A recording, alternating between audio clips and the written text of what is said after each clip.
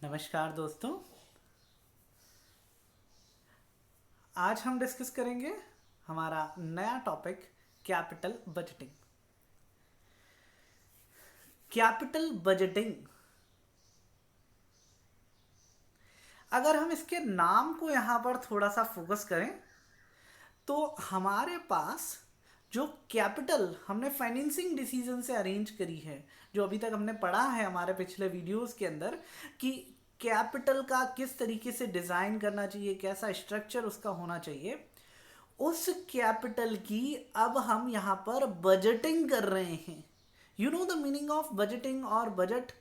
Budget का मतलब होता है हम फ्यूचर में कहाँ कहाँ एक्सपांड करने वाले हैं, कहाँ कहाँ खर्चे करने वाले हैं, उससे रिगार्डिंग प्लानिंग। यहाँ पर भी हम कैपिटल बजट का मतलब कह रहे हैं कि हमने जो कैपिटल का अरेंजमेंट करा है उसकी हम बजटिंग यानी कि प्लानिंग करेंगे कि हम इस फंड को कहाँ पर इन्वेस्ट करना चाहते हैं।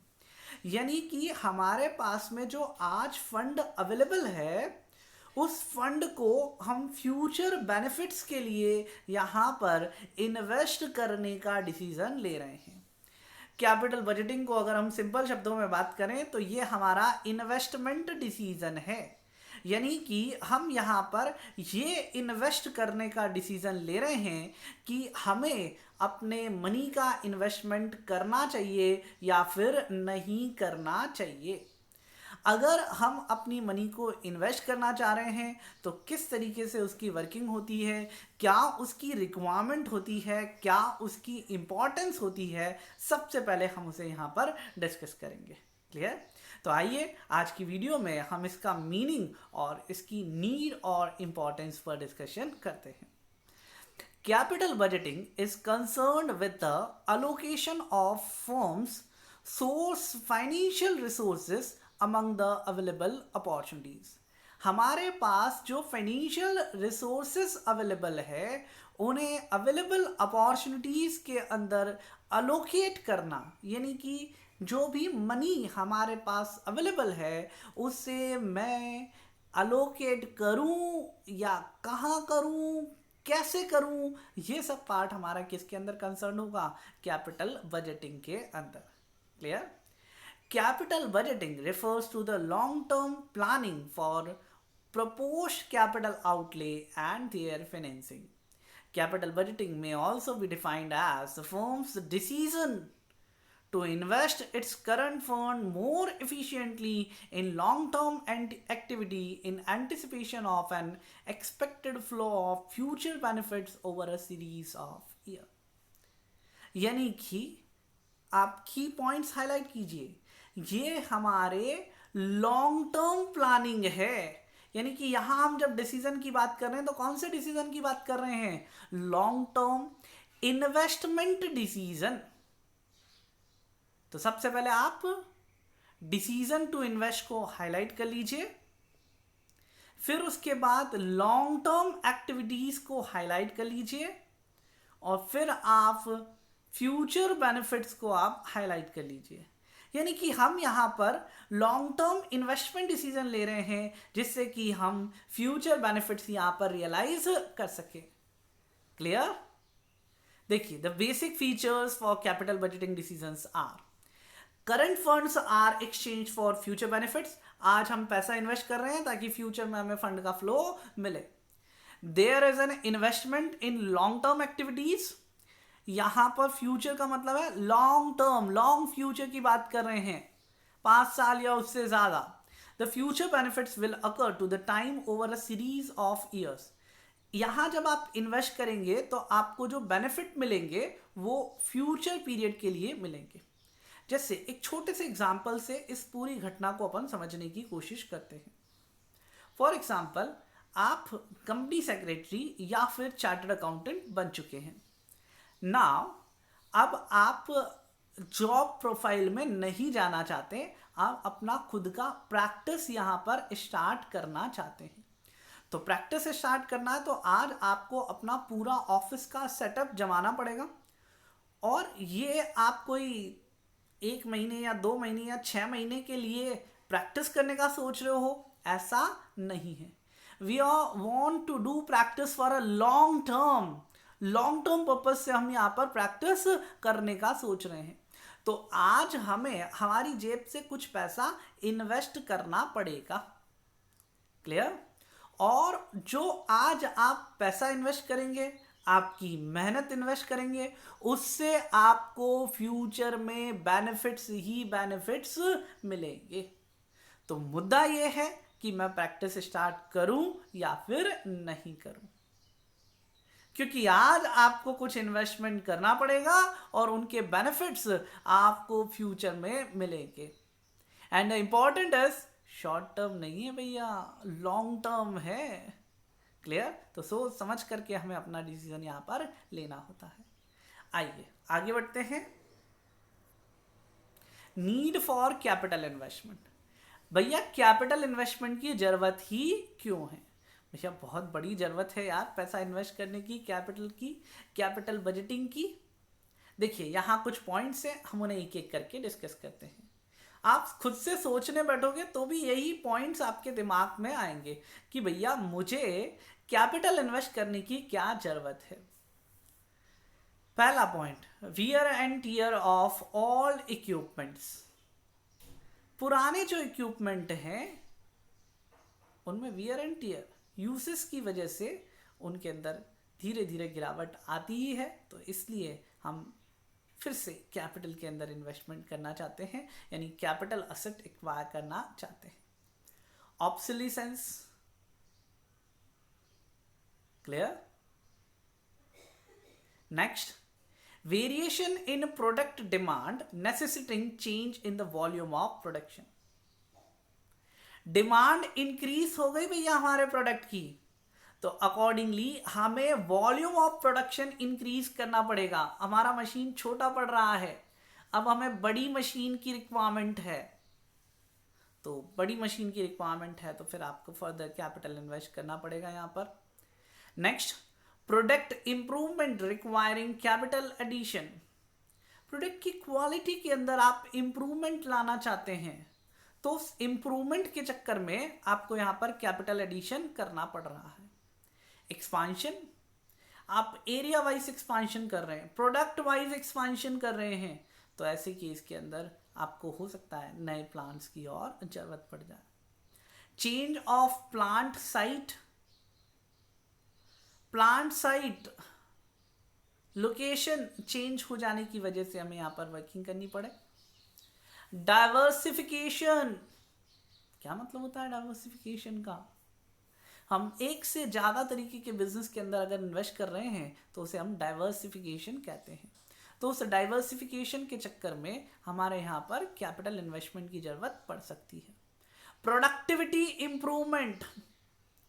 प्रोडक्टिविटी इंप्रूवमेंट मतलब आर्ली बेसिस पर प्रोडक्शन इंप्रूव करना। अभी हम 1 घंटे में 10 यूनिट बना पाते हैं, बहुत स्लो प्रोडक्शन है, कॉस्ट इंक्रीज हो रही है। वहीं दूसरी मशीन 1 घंटे के अंदर 20 यूनिट का प्रोडक्शन प्रोवाइड कर देगी। तो हम प्रोडक्टिविटी एफिशिएंसी इंप्रूवमेंट करने के चक्कर में यहाँ पर कैपिटल इन्वेस्टमेंट कर रहे हैं। तो ये बेसिक रिक्वायरमेंट है हमारी कैपिटल इन्वेस्ट करने की, कि हम इन जरूरतों के चक्कर में कैपिटल को इन्वेस्ट करने का सोच रहे हैं। क्लियर? नेक्स्ट, इंपॉर्टेंस है भैया कैपिटल बजटिंग डिसीजन की। बहुत ध्यान से समझिए कि भैया क्यों हमारे यहाँ पर ये डिसीजन बहुत ज़्यादा इंपॉर्टेंट है। Capital budgeting decisions are paramount importance in financial decision. बहुत ही इंपॉर्टेंट डिसीजन होते हैं। जैसे अभी मैंने एग्जांपल लिया था आपके सामने, आप प्रैक्टिस करने का सोच रहे हैं, तो वो प्रैक्टिस करने का डिसीजन आपका बहुत इंपॉर्टेंट है। क्यों इंपॉर्टेंट है? पहला पॉइंट, लॉन्ग टर्म इम्प्लीकेशन। आज अगर हम प्रैक्टिस का सोच रहे हैं तो लॉन्ग टर्म इम्प्लीकेशन है, इसके रिजल्ट लॉन्ग रन के अंदर आपको बेटर अचीव होंगे। तो लॉन्ग टर्म इम्प्लीकेशन के चक्कर में हमें यहाँ पर ये ध्यान में रखना पड़ेगा।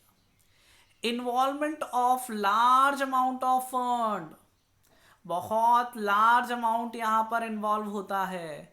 ऐसा नहीं है कि हमें पॉकेट मनी जैसा पैसा खर्च करना हो कि हम बिना कुछ सोचे समझे खर्च कर लें। हमारे जीवन भर की कैपिटल, जीवन भर की पूंजी एक पर्टिकुलर बिजनेस के अंदर हम यहाँ इन्वेस्ट कर देते हैं। तो भैया सोच समझ कर के ऐसे डिसीजन को लेना पड़ेगा, अदरवाइज हमारे लिए बहुत नुकसान का काम हो सकता है। क्लियर? प्रैक्टिस के केस के अंदर लार्ज अमाउंट तो है ही, लार्ज टाइम आपको यहाँ इन्वॉल्व करना पड़ेगा जब जाकर के आपकी प्रैक्टिस सेट होगी। तो भैया आपका, अगर आप 3 साल बाद जब प्रैक्टिस सेट होने का नंबर आया और आप अपने आप को वो डाउन फील करें, लो मोरल फील करें, तो फिर उस केस के अंदर आपकी 3 साल की मेहनत बर्बाद हो जाएगी। जैसे हम प्रैक्टिस की डिसीजन को छोड़ें, अभी तो हम अपने डिसीजन की बात करें। 70-80% ऑफ स्टूडेंट्स आज कंपनी सेक्रेटरी करने का डिसीजन लिया है। 2 साल 3 साल अपना हार्ड वर्क यहाँ पर डिवोट करते हैं, पूरी मेहनत करते हैं, और 3 साल बाद जब थोड़ा बहुत फेलियर आता है अपनी लाइफ के अंदर, तो हम अपने डिसीजंस को चेंज कर लेते हैं। बेटा आपकी 3 साल की जो मेहनत है वो बर्बाद गई। जब तक एंड रिजल्ट को हम अचीव नहीं कर लेते हैं, तब तक वो मेहनत हमारे लिए फ्रूटफुल नहीं है। नो डाउट आप नॉलेज लेंगे, बट जो रिजल्ट की फ्रूटनेस है वो उसके कंप्लीशन पर है। इसलिए लार्ज अमाउंट आपका अमाउंट यहाँ पर आपका टाइम है, उस टाइम को हमें बहुत अच्छे से यहाँ पर इन्वेस्ट करना चाहिए, और बहुत सोच समझ करके इन्वेस्ट करना चाहिए। हम ऐसे हवाबाजी में डिसीजन ना लें। आज सीएस करने का डिसीजन ले लिया, एक आधा टाइम में फेल हुए, यार अपने तो बस की नहीं है। भैया ये करके देखने की चीज़ नहीं है। आप पहले डिसाइड कीजिए कि आप इस लाइन के अंदर कंटिन्यू जाना चाहते हैं या फिर नहीं जाना चाहते हैं। क्लियर?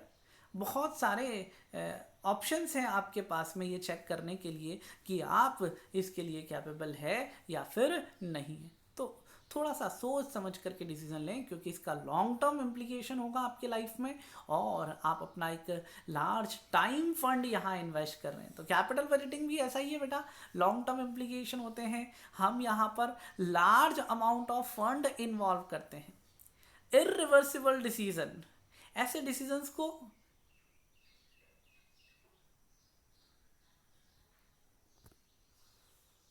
रिवर्स नहीं किया जा सकता, यानी कि ये इरिवर्सिबल नेचर के डिसीजन है।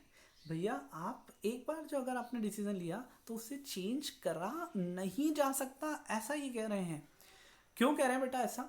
आप चेंज तो सब कुछ कर सकते हैं। आज आपने सीएस करने का डिसीजन लिया और बाद में जाकर के 1 महीने बाद या 3 महीने बाद या 1 साल बाद या 1.5 साल बाद आप अपने डिसीजन को चेंज कर सकते हैं, बिल्कुल कर सकते हैं, लेकिन it will result in huge loss. आपने जो कोचिंग के लिए, इंस्टीट्यूट के रजिस्ट्रेशन के लिए जो फीस पे करी है, वो पूरी की पूरी आपकी यहाँ पर लॉस होगी, और जो टाइम आपने दिया है वो टाइम आपका यहाँ वेस्ट है। अगर हम कैपिटल बजटिंग डिसीजन की बात करें, मैंने आज एक फैक्ट्री ओपन करने का डिसीजन लिया और थोड़े टाइम बाद कह रहा हूँ कि मैं यहाँ पर उस डिसीजन को रिवर्स कर रहा हूँ। अब सोचिए, जब हम एक मोबाइल परचेज कर लें, 5-7 दिन बाद अगर हमें वो मोबाइल समझ में नहीं आता है और रिटर्न पॉलिसी अगर ना हो, तो फिर हम उसे सेकेंड हैंड मार्केट में अगर बेचने जाते हैं तो 20,000 का फ़ोन हमारा 15,000 के आसपास बिकता है, और कम में। आ रही है बात समझ में? जबकि 5 से 7 दिन पुराना फ़ोन है। अब यहाँ जब मैं बात कर रहा हूँ अपने असेट्स की, मशीन परचेज करी मैंने, और वो मशीन मैंने यहाँ पर रिवर्स कर दिया अपना डिसीजन कि भैया अब मुझे ये मशीन नहीं चाहिए, तो कितना कैपिटल लॉस आपको होगा। जो असेट आपकी 1 करोड़ रुपए की है, अगर उसे 75% यानी 75 लाख ही मिले, तो बैठे बैठाए आपके बेवकूफ़ियों वाले डिसीजन ने 25 लाख का नुकसान कर दिया। यानी रिवर्स तो जा सकते हैं, लेकिन उस रिवर्स के अंदर हमें लॉस बहुत होगा। Clear? Next is about risk and uncertainty. भैया फ्यूचर के डिसीजंस हैं, रिस्क बहुत होती है, क्योंकि फ्यूचर अनसर्टेन है, तो बहुत सोच समझ करके अपन यहाँ पर डिसीजन लें, और इतना आसान नहीं है इन डिसीजंस को लेना। डिफ़िकल्ट टू मेक, इन डिसीजंस को लेना बहुत डिफ़िकल्ट होता है, तो थोड़ा सा सोच समझ करके हम अपने डिसीजंस को यहाँ पर लेंगे।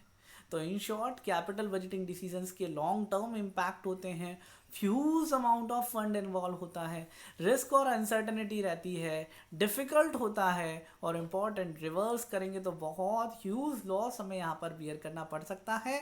इसलिए ऐसे डिसीजन को बहुत सोच समझ करके लें। तो कैसे इन डिसीजंस को लिया जाता है वो हम इस चैप्टर के अंदर आपके साथ में डिस्कस करेंगे हमारी अगली वीडियोस के साथ में। क्लियर?